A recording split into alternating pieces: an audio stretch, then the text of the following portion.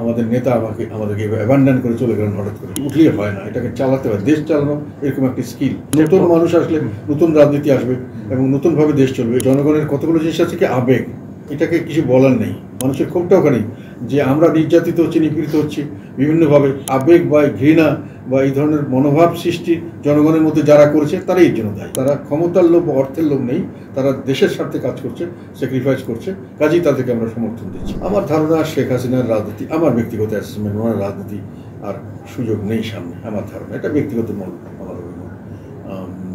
কেননা উনি দেশ যেভাবে চালিয়েছেন সেটাতে বেশিরভাগ আওয়ামী লীগ, দেশের জনগণ তো বটেই, আওয়ামী লীগের লোকরাও খুশি নয়।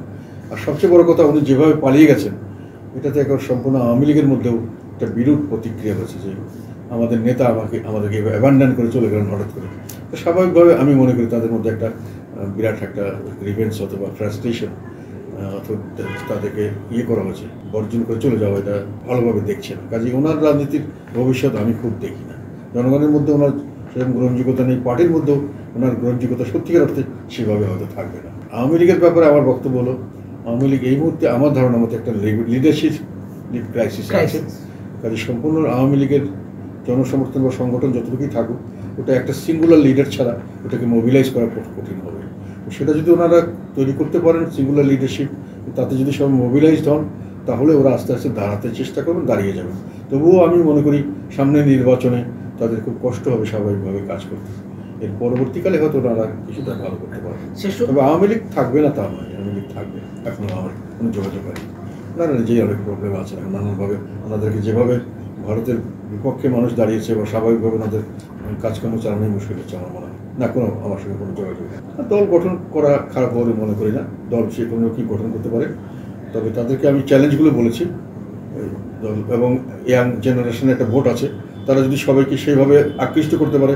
আমাদের দেশে প্রায় এখন 17-18 থেকে শুরু করে 20-25 পর্যন্ত প্রায় 20-30% ভোট আছে, যথেষ্ট ভোট আছে।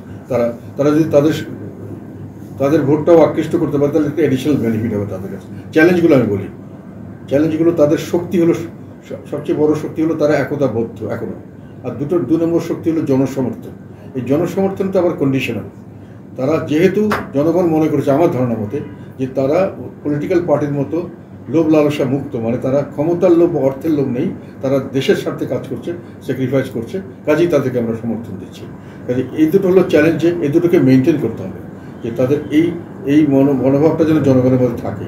আর সেকেন্ড যেটা আমি মনে করি চ্যালেঞ্জ, এটা প্রথম হলো এটার কথা। সেকেন্ড চ্যালেঞ্জ হলো যে দেশ শাসন কিন্তু এক ধরনের স্কিল এবং দক্ষতা শুধু নয়, কিছুটা নলেজও লাগে এবং কিছু অভিজ্ঞতাও লাগে। আমি এটাকে এইভাবে বলি, যেমন একটা গাড়ি চালানো, এটা কিন্তু প্লেন চালানো, এগুলোর খালি উঠলেই হয় না, এটাকে চালাতে হয়। দেশ চালানো এরকম একটি স্কিল, ওখানে তারা কীভাবে ম্যানেজ করবেন ওটাও তাদেরকে একটা চিন্তা করতে হবে।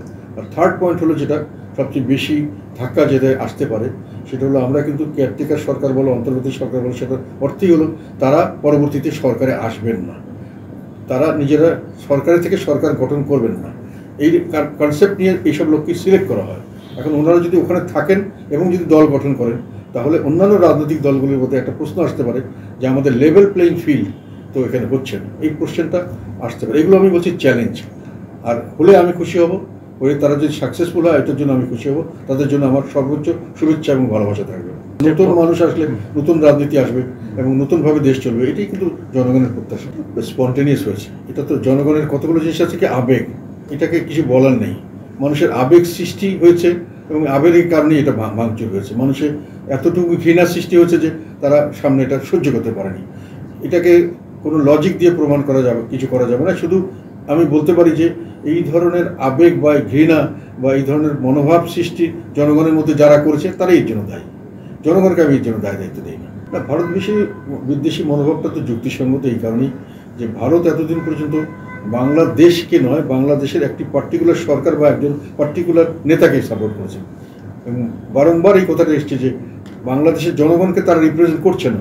যে বাংলাদেশের জনগণের সঙ্গে সম্পর্ক যেটা বাংলাদেশের জনগণ চায়, সেটা তাদের মনের ভাষা বুঝে সেই কাজ করলে হয়তো ভারতের প্রতি মানুষের ক্ষোভ হতো না। মানুষের ক্ষোভটা ওখানেই যে আমরা নির্যাতিত হচ্ছি, নিপীড়িত হচ্ছি বিভিন্নভাবে, কিন্তু সরকার বিভিন্ন কেসে দেখা যাচ্ছে যে বিভিন্ন সময় বিভিন্নভাবেই ভারত সরকার তাদের সমর্থন দিয়ে যাচ্ছে, আমাদেরকে ইগনোর করা হচ্ছে।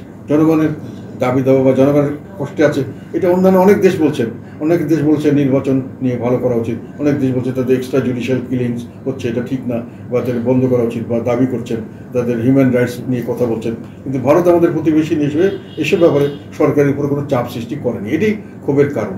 এবং সেই কারণেই যে আমাদের শত্রু যেহেতু তারা চিহ্নিত করেছে সরকারকে, তৎকালীন আওয়ামী লীগ সরকার এবং তার প্রধানকে, তারা মনে করে তার বন্ধু হচ্ছে ভারত। এটি জনগণের এই মনোভাবের কারণ আমি মনে করি।